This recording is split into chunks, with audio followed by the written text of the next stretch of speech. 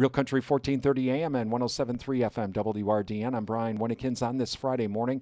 And good morning as we continue our focus on the Berglane Farm. And thank you to Dairy Farmers of Wisconsin. They are big supporters of our monthly dairy farm family focus. And Brittany joins us again on this Friday. Again, it's Black Friday when we recorded this, obviously before Thanksgiving. But I guess, Brittany, what is the holidays like on the farm with your son Titus, who's 2.5? Some people have their ducks in a row. We have squirrels at a rave. It's busy all the time, especially with a toddler in the mix. Especially boys. Boys are just wired differently than girls. It is what it is. Hey, I'm 58 and I'm still a boy, so I know exactly where we're going with that. What's it mean to you as a mom to be able to raise your son on this farm? You know, he's able to have so many other experiences that most kids don't get to have. He gets to go outside every single day, be around animals every single day, and he just gets the freedom and the space he needs to be who he was created to be. What does he like best about the farm that you can tell in his short 2.5 years? All of it. Tractors, cows. Not a calf guy, really. They're his size, and they beller in his face, and they scare him. Yes. But the rest of the herd he's okay with? Oh, loves cows. I brought him to the barn the day we brought him home from the hospital.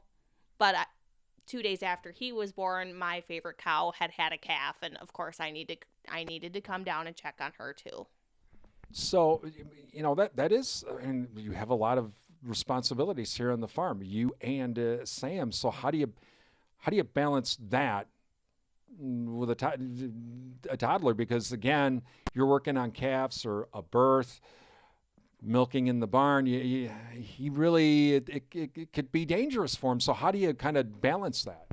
Well, we're very blessed to have Sam's parents living on the farm too. So when I milk with Sam in the evening, Granny and Grandpa will watch Titus. And then in the morning, when I go out and feed calves, Granny and Grandpa watch Titus. Because like you said, a farm is a wonderful place to raise a family. It's also a dangerous place to raise a family.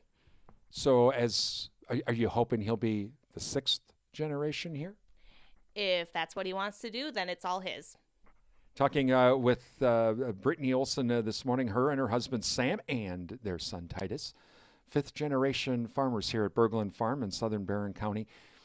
You know, now, along with all of that, you and Sam, you do a lot of stuff off the farm as well to help out with the community. Tell us a little bit about that. So Sam and I are both pretty active members in Barron County Farm Bureau, and we're pretty active at the state level of Wisconsin Farmers Union as well. I also do a lot of mental health advocacy on social media, in print media, and the occasional broadcast media. Something like this. And that's something, though, you know, because you do have a media background, so that's really kind of helped you to be able to tell that story, especially with the mental health part of it, because that is something that you and I know both. It was something we never talked about. When you were working at Dairy Star back in 2016, we weren't really talking about that. You know, even less than 10 years ago, there was a huge stigma around mental health, and I remember hearing about the high suicide rate that the agriculture industry has, and seeing some of the stories coming out from other states and Wisconsin too. And I brought it up at, I think it was the 2017 Farm Bureau District Policy Development meeting. And I said, mental health is something we need to be talking about. This is a crisis.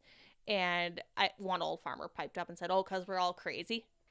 So that was kind of the language we were working with at the time. But over time, as more of those stories and tragedies have come to light, it is something that we do need to not just talk about, but address through action, through programming, and just being better humans to each other. Talking with Brittany Olson this morning as we continue our spotlight on the Berglane Farm. And again, thank you to Dairy Farmers of Wisconsin. The other part of it is you mentioned, on social media you've done a lot of advocacy, but you also do a lot of stuff with the fairs and with kids, and you and Sam like to do that sort of thing. We do like to do that sort of thing, and when the average American is it 4 generations removed from the farm? And it's important for us to be out there in the community so people know a farmer or can say that they met a farmer once, so they have that personal connection to where their food comes from and the people that are raising their food. I guess, I realize it may not happen this year or next year, but somewhere down the line, are you and Sam thinking, maybe we do that dairy breakfast thing? We've maybe it's the Barron County dairy breakfast especially is a big deal, and I think the family that hosted last year up by Rice Lake had 3,400 attendees. So having that many people on our farm, especially we're a small farm, so it's a big ask. It's a big undertaking, but at some point down the line, I can see us hosting a dairy breakfast. That could be a lot of fun too. And again, talking with Brittany Olson, her and her husband Sam, are fifth generation owners of Berglane Farm. We're in southern Barron County this morning. And Brittany, the dairy breakfast, you do a lot of agriculture stuff, but you also do a lot of just plain old community stuff too, don't you? I do. We're pretty involved in our church, and we try to be good neighbors too. If there's someone that we know that needs a helping hand, we'll go and see what we can do for them. And that just seems to be standard operating procedure. Where the farmers even kind of try to watch out for each other a little bit as well. And some of it is just because there's not, if we're on a small town road or whatever, there's not a lot of traffic, and it's kind of like you're just out here, yeah, you're just out here, and you help somebody because you never know when you might need a helping hand yourself. and as Titus gets older, what are you hoping he's going to really take an interest in? Are you hoping he really likes the calves, or what do you hope he takes an interest in here on the farm? I hope he takes an interest in whatever sets his heart on fire. Now, right now, he's big into the cows and the tractors too, right? Yes. Typical boy, anything mechanical. Is he taking stuff apart yet? Because that's another thing that boys like to do. He's taking stuff apart, not very good at putting it back together. Well, what do you very what? creative.